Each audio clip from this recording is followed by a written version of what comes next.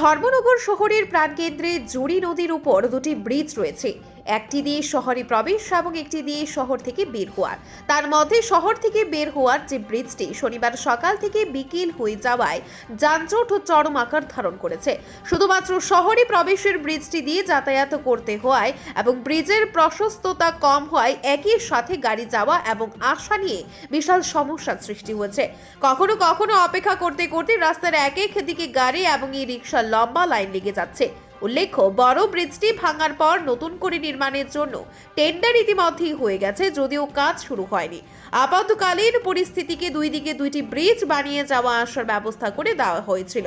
তার মতে একটি ভেঙে যাওয়ায় যানজট যেমন চরম আকার ধারণ করেছে, তেমনি সাধারণ মানুষের জীবনযাপনে শনিবার সকাল থেকে বিশাল অন্তরায় সৃষ্টি করছে।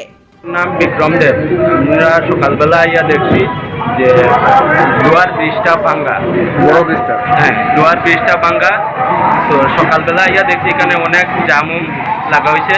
তারপরে এই এই ভিড়ের লাগিয়া এই সাইডের দিকে আর একটা ব্রিজ পাক্কার ব্রিজ বানাইয়া দেওয়া হয়েছিল। এটা দিয়া যাওয়া আসা করি। আর আমরা যে ব্রিজটা ভাঙছে প্রশাসন থেকে এই ব্রিজটা যাওয়া আসা লাগিয়া বন্ধ করিয়াছে।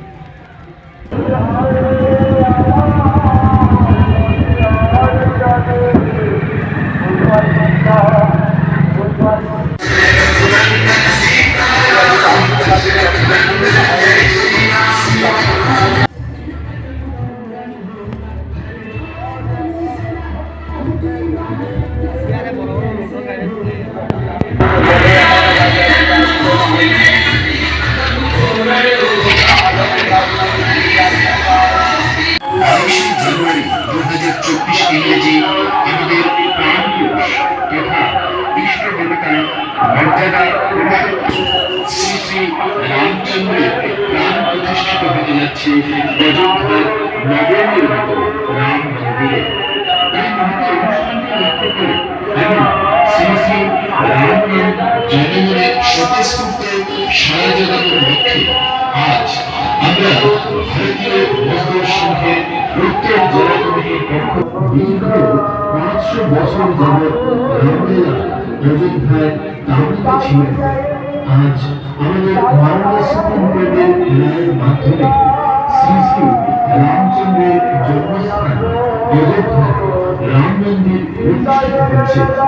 এই রাম মন্দির নির্মাণ আমরা সকল ভারতবাসীর আর্থিক অনুদানে উত্তর জেলা কমিটির পক্ষ থেকে এই সুবিশাল র্যালির আয়োজন করেছি। আমরা ভারতীয় মজদুর সংঘের উত্তর জেলা কমিটির পক্ষ থেকে